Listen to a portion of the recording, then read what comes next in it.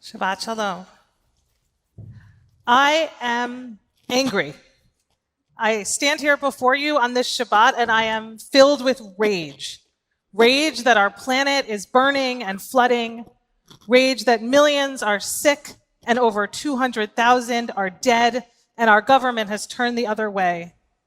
Rage that schools do not have the resources to figure out how to open safely or plan for remote learning. Rage that so many in our city sleep on the streets at night. Rage that we can't take even a moment to mourn a great jurist without turning it into a political battle. Rage at racial injustice that results in the killing of Black people by police. Rage, anger, and rage.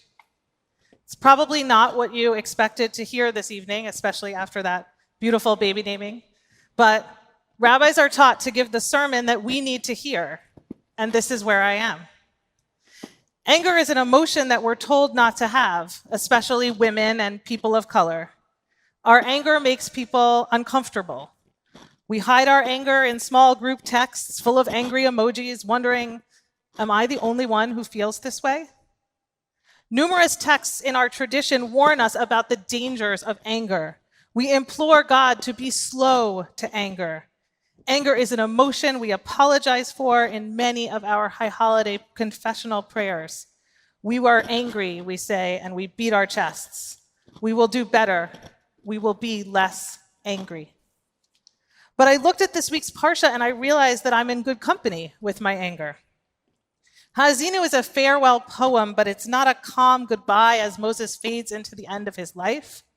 Instead, Moses is full of anger because he is deeply aware of his own failures and the failures of the Israelite people.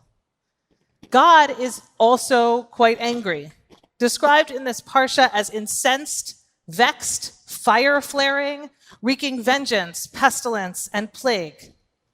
If people stay in relationship with God, they are safe from the anger. But if they stray, well, then you better watch out. If Moses can be angry and God can be angry, what about us? Might there be a place for our anger after all? We are in the season of change, and the world is literally and figuratively on fire. We need a new approach to personal and communal tshuva, and perhaps we can use our anger as a motivational rather than a destructive force. There's a story in the Talmud that talks about the Yetzer HaTov, the good inclination, and the Yetzer Hara, our evil inclination. The community decides to capture the Yetzer Hara because they think it will wipe out all the negative in their society. They find the Yetzer Hara and manage to squish it inside of a box. For a while, everything is great. People are kind to one another, there's no more fighting or violence. But then they start to notice something. No new houses are being built. No one is getting new jobs. No new babies are being born. Without the Yetzer Hara, the people lack the motivation to create new things, to better their lives and the lives of their community. The people of this town mischaracterize the Yetzer Hara as the source of complete evil. In fact, when harnessed correctly, the Yetzer Hara is the thing that pushes us to better ourselves, our lives, and our world. Without the Yetzer Hara, there is no Tikkun Olam. Channeled correctly, anger, fear, and anguish can be motivators for change and transformation. As Rabbi Alan Liu teaches, intense afflictive states, anger, boredom, fear, guilt, impatience, grief, disappointment, dejection, anxiety, despair, are the great markers of our tshuva. By their very intensity, they call us to transformation. We are taught to hide these strong feelings, to not give off negative vibes, and make sure we're turning a happy face to the world. But what if it's those very feelings let out of their box that will be the beginning of a new world? What if our anger, our grief, our rage is necessary to transform our world? The old way isn't working. It's time to try something new. Anger can be a strategy. Uncontrolled, it can lead to hate and division, and we have seen so very much of that. This is God's anger at the golden calf, burning fast and hot, threatening to destroy the people for their idolatry. But righteous anger, productive rage, that can change the world. In that very same story, Moses smashes the tablets after witnessing the people's betrayal of God. And the rabbis in the Talmud imagine God shaking Moses' hand and saying, Yashar koach sheshibarta. Great job for breaking those tablets. Your anger was righteous and right. What is happening in the world was enough to make you destroy even tablets created by God's own hand. So let's call it righteous anger or productive rage, and it should not be locked away in a box because we need it. Without it, you don't get I dissent. You don't get people standing up to say not one more or never again. You don't get communities coming together to protect the vulnerable in their neighborhoods or to demand justice for those who cannot speak for themselves. Because that anger, the kind that has flared up inside of me and possibly inside of you as well, is motivated by love and justice and empathy and compassion. So if you're angry, good. Use it. Use it for personal transformation and tshuva, but don't stop there. Harness the transformative power of that anger to fight, because what's a fight without a little anger? And what if instead of hiding that anger, we let it propel us to the streets, to the phone and text banks and to the voting booth, to the Shiva house and the homeless shelter, to open our hearts and our wallets?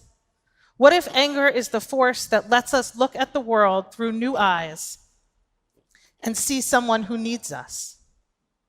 What if it is that anger that allows us to fulfill the command of Justice Ruth Bader Ginsburg, Zichrona Livracha, to fight for what we care about, but in a way that allows others to join us? That would be an anger that is both righteous and transformative.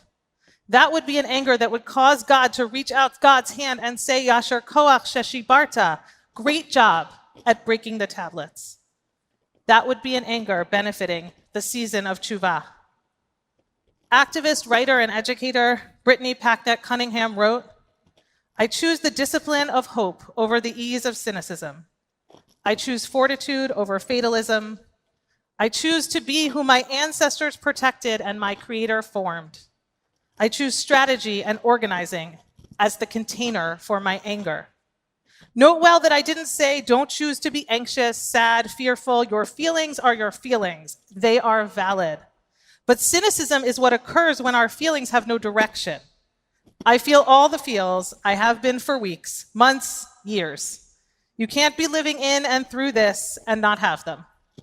But as I process, I choose to give my feelings a place to go that helps us heal, to stretch out my hand to find the light in the darkness, to be light if other folks are having a hard time seeing it right now. I understand. We're here to help you lift your head. That is our path. That is where we need to take our anger. We need to use our anger as a fuel to light a candle or a torch or a bonfire to help others lift up their heads. We need to light the way so the path forward is clear for those who are already awake and those who are slowly being roused by the sound of the shofar. We know how to help others lift their heads. We know how to be the light for those who need it. Locate that light. Use it. Rage against the dying of the light. My friend Rabbi Lauren Holtzblatt taught, now is the pivot moment. Now is when we take responsibility and craft where we want to go. The future will look different than anything we have known before, but radical uncertainty can only lead to great change. We must hope. We must vote. We must continue to take care of each other. 5781, greet us with compassion. We are hurting, but we are not broken. Let us rise to meet the moment. Hear the call to transformation. Hear the call to see the light. This is our moment, and I will see you there. Shabbat Shalom.